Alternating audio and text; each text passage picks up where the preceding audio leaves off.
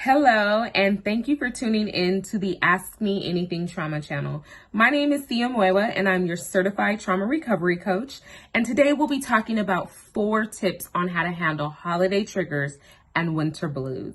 The holiday season is here. Thanksgiving and Christmas is fastly approaching. And many of us are feeling a mood shift, feeling more lethargic, down, and even high stress due to your goals and obligations. Not to mention that this holiday season is a little different. We all have had to adjust to a new normal and dealing with COVID-19 and the anxiety of our current pandemic. One thing I think we all can agree on is it has made us step out of our comfortable box. So don't mind me. I'm going to go through these steps that I would like to share with you. I'm going to be looking off my screen. So if you see me shifting my eyes from left to right, it's because I am trying to capture everything that I have to share with you. Let's talk about how can we navigate holiday triggers and winter blues. 1, intentional resting is going to be a key component to your success. When you're not well, you will not deliver your best. I say get 7 to 8 hours of sleep, although consensus says we need more hours than this.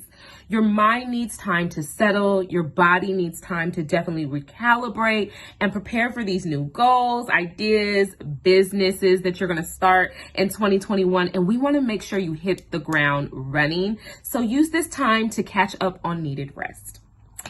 Next, we all know that social media can definitely have us unrestful, right? So I say limit your social media intake. Don't compare your difficult moments to everyone's highlight reel. Remember, what you see on the screen is only what others have chosen to share with the world. Turn off those notifications, limit who you allow to tag you in certain comments and posts, and even start unfollowing some people and accounts that tend to be toxic to relieve some unnecessary stress. Trust me, it'll do good. Prioritizing responding to phone calls and emails. When you are taking vacation, let it truly be a vacation. Everything doesn't need an immediate response. Let family and friends know and coworkers know that you'll be taking some days off. And not to contact you unless it's truly an emergency. If you're taking those days off, I am a autoresponder queen. I make sure those autoresponders are on go. And only respond when you come back from vacation. Do yourself the justice and get the rest that you truly need. Make sure that you delegate. It helps to be assured that someone can take care of your responsibilities when you're away. This is how we do intentional resting. Now let's move forward. Let's talk about prioritizing your schedule. This is very important to the holiday season when things tend to slow down. You're going to have to shift and move some things around. And self-care is about choosing you, pouring into you, and allowing yourself to be healthy enough to pour out and engage with others. So stick to your routines. That will be very helpful to you getting the self-care that you need. So how do we do some self-care? I say limit being so busy. Take some things off your plate that are not a right now season project. Everything doesn't have to be done. And I know for those creatives that are watching, those people that like to be in the logist of things, this can often be hard, but you need rest. Remember, rest is part of your success. Stepping down from some positions or obligations that no longer serve a purpose, or removing yourself from groups that you don't need to be a part of that require time and energy that you have not committed to. Help yourself by freeing up some time so that you can travel, take some short day trips, visit some museums, do whatever your heart's desire is going to be to make you practice some self-care. Sometimes you just really got to know when your season's up on some of these things that you have obligated yourself to. Stimulate your mind, body, and soul. This is pivotal. Planning some days that you can do something new, learn something new can definitely bring about some refreshing. Catching up on some shows, movies, meditation, spending some time with God, that is definitely needed just to kind of center all of who you are and put some things in perspective can definitely be helpful to you practicing self-care. Also, we know the new year is coming up and we always want to do something new, prepare for something new. And so getting rid of the old and preparing for the new. This can definitely help you to practice self-care. So I say this is always a very good time to assess some of those relationships that you have allowed to stay too long and are occupying space. Yeah, you know those ones that is really difficult to let go of. Let go of them, okay? Breaking habits and patterns that are toxic. A lot of us have inherited certain patterns that have not served us well, and they say it takes 30 days to break a habit. So why not start now while things are slow and you have the time to focus on those things that you know are not going to be beneficial to you coming in the new year. Remember, we're trying to get rid of the old and prepare for the new. So also what is so good is cleaning out your closet, revamping your wardrobe, preparing for a new you, right? Get rid of some of those things that are old, that don't fit no more. Even them things that you sometimes think that you're going to squeeze into and you're not. Get rid of them. Give them to Goodwill. Give them to someone that can definitely use them, and give yourself a new look. Also, change the environment in your home so that you can create a space that will bring about a new person. Change the colors on the wall, move some furniture around, set the atmosphere for whatever it is that you truly want to prepare yourself to walk into. Practice self-care. Now, the next thing is a major one. We all know that during the holidays, we have these family functions and these events that we're going to deal with those questions, those comments. People are going to trigger us. Sometimes for some of us, the holidays is a real stressful time. And so I say prepare for family functions and events. How do you do that? Set boundaries. Boundaries are particularly important during this time of year. You got to discern and decide what you will accept and what you will not accept, and the space in which you allow others invitations. It's so important to protect your mental health. It's okay to give yourself permission to prioritize your mental health. Prepare yourself for the event of. You don't want to be caught off guard.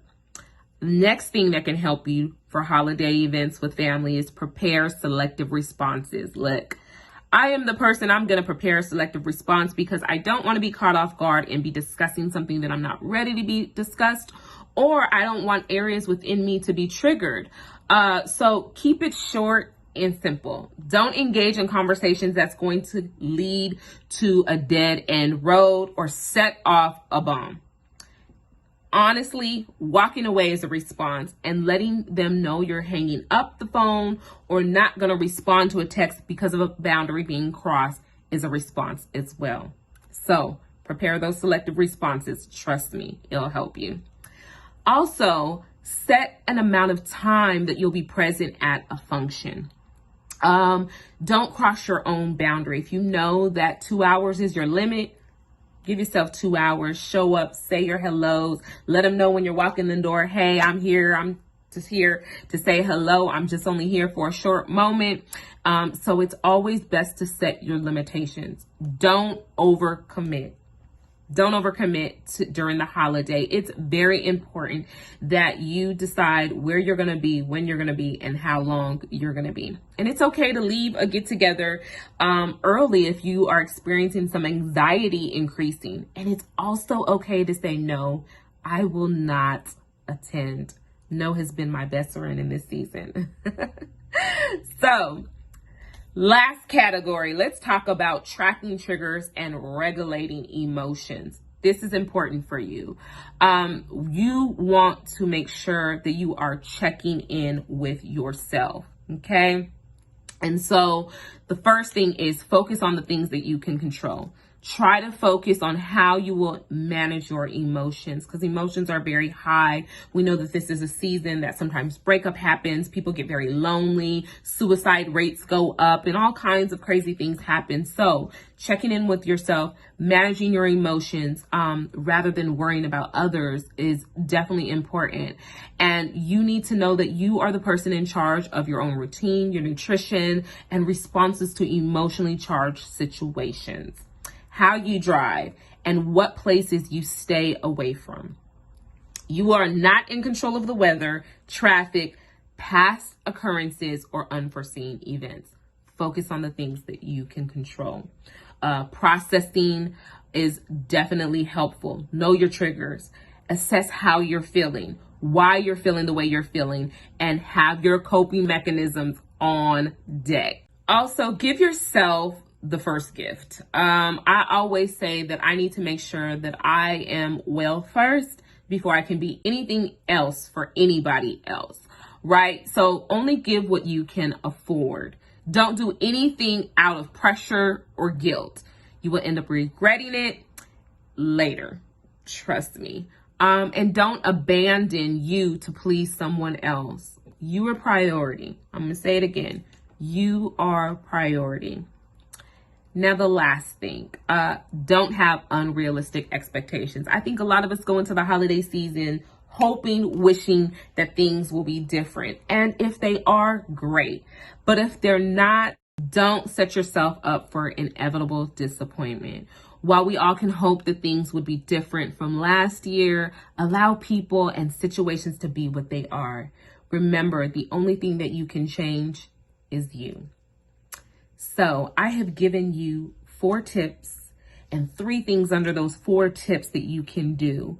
We talked about intentional resting. We talked about prioritizing your schedule. We talked about preparing for family functions and events. And then last but not least, tracking triggers and regulating emotions. Lastly, there is a difference between winter blues, severe depression, and suicidal ideation. If you are experiencing symptoms that don't subside, please call the National Suicide Prevention Line at 1-800-273-8255. Hopefully these tips have been helpful, and it gives you a way to prepare and maintain your mental health during the holidays.